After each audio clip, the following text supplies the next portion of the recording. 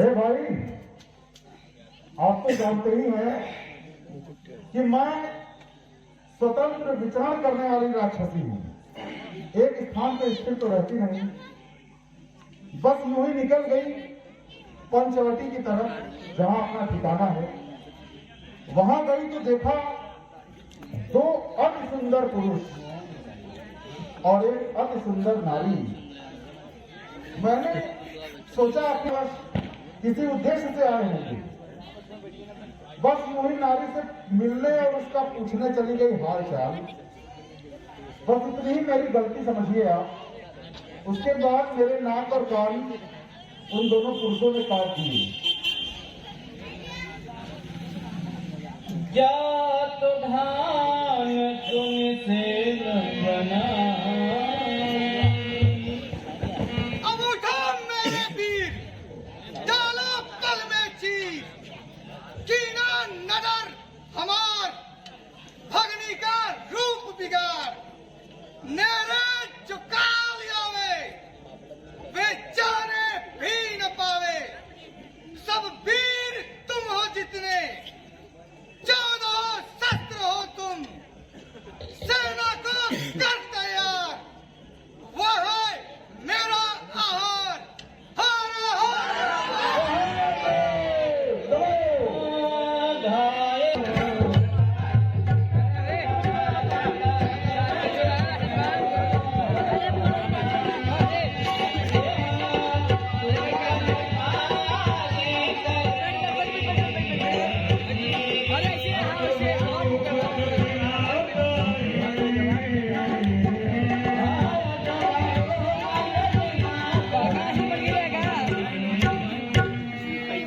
ऐसे ही पंचवटी में चली गई। भाई तो लड़के राम लखन, भाई तो लड़के राम लखन, इस दंडक वन में आए हैं। हमरा है एक सीता नाम, सुकुमारी नारी।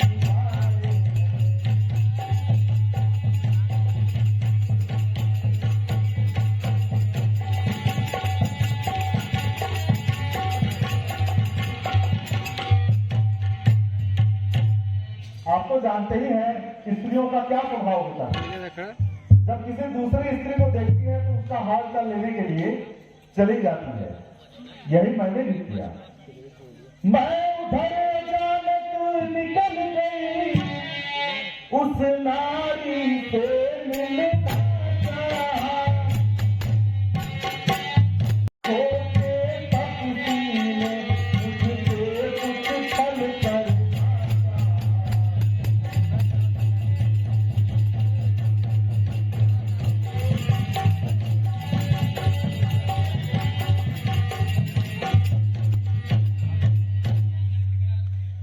जब मैंने तेरा नाम लिया, मुझे सबसे दुख इसी बात का है लंकेश्वर। जब मैंने तेरा नाम लिया तो उसने मुझको अली, फिर मेरे कान कतर डाले, मेरी यह नाक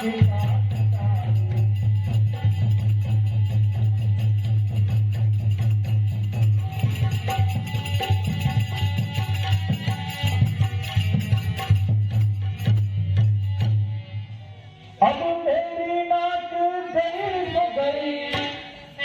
अब अपनी नाक बचा लो तुम। जग में जब ऊंची नाक नहीं, तब लगता नाम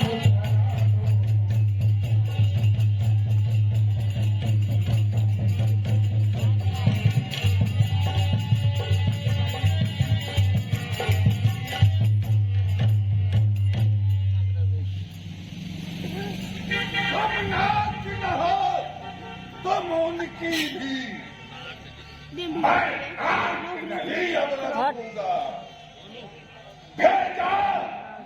लखनऊ के राज करूं, मिर्चों का दास नहीं दूंगा।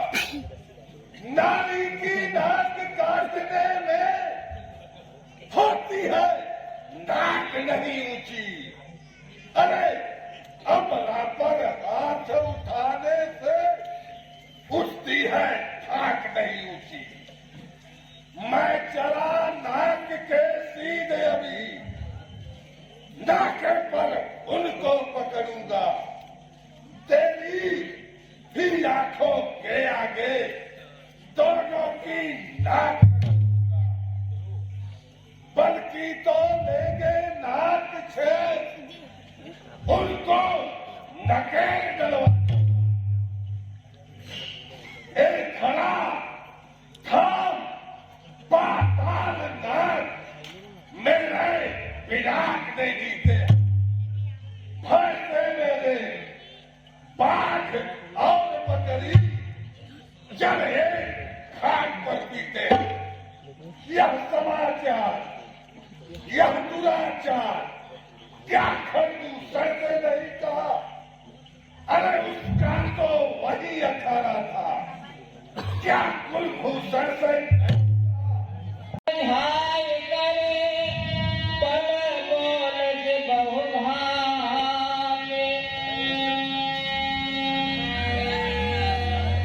वे काटे नाक काग फिर भी पर जिंदा रहे जमाने में, तो टूटे 20 भुजा मेरी लागत है खड्ग उठाने में।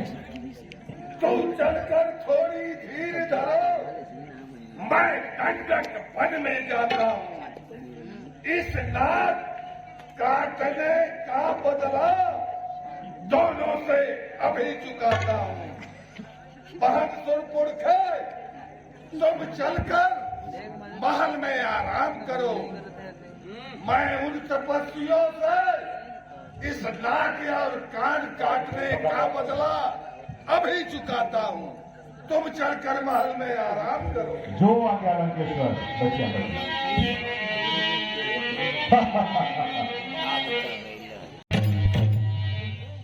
पृथ्वी पर नदी रुधिरती थी, लाशों पर लाशें थी। मैं देख रही थी खड़ी खड़ी उन सबकी गर्दन।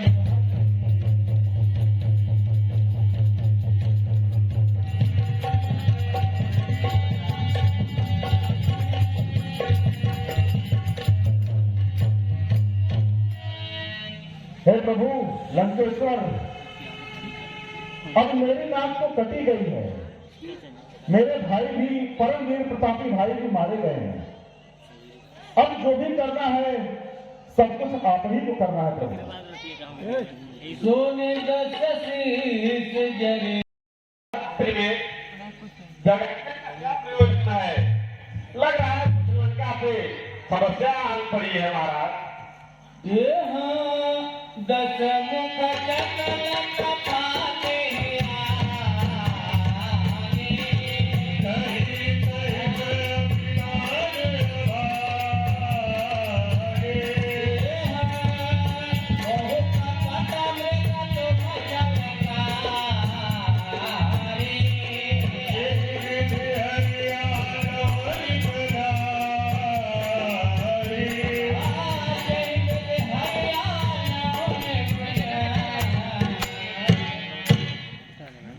सुनो तुम सत्य सत्य भाषा सब नाम सुर पुरखा जौन भांडी तुम्हारी है। राम एवं लखन संग भांडी समेत दो पंचवटी बसे बाण सदन सवारी है। वहां सुर पुरखा कछ काटन के हेतु गई, नाक कान काट के गुरु कर डाली है। सुन रहे हो मामा जी? संकट में संग हो प्यारों के, अपने प्यारों का कर में समझ रहे हो कि नहीं? समझ रहे हैं महाराज, जय जय। संकट में संग हो प्यारों के, अपने प्यारों का कर में दो तपसी लड़कों ने मन में यह बेहुदा करनी की है, खर दूसर त्रिसला मारे हैं, नक्तीसरी सुरपुरखा की है। इस कारण पत्थर का जवाब अब पत्थर से ही देना है। समझ रहे हो कि नहीं? बताइए महाराज, सुन रहे हैं। कट गई नाक भगनी की तो भाग्य उनकी हर लेना है। तू चलकर माया मृग बन जा। समझ रहे हो कि नहीं? समझ रहे हैं महाराज, समझ रहे हैं, हम भी समझ रहे हैं। तू चलकर माया मृग बन जा, मैं बाबा जी बन जाऊंगा और तुम राम लखन को पहचाना, मैं सीता को हरवाऊंगा। समझ रहे हो कि नहीं? समझा थैला मारा का तो हम्मा बचा का अपना।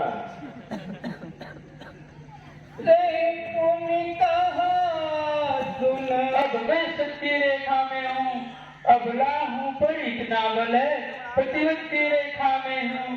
तू क्या संसार अगर आए तो भी बल तोड़ नहीं सकता, सतवत्ती के सबके आगे ब्रह्मा भी बोल नहीं सकता। क्रोधवंत कब रावण लेने रथ बैठाए,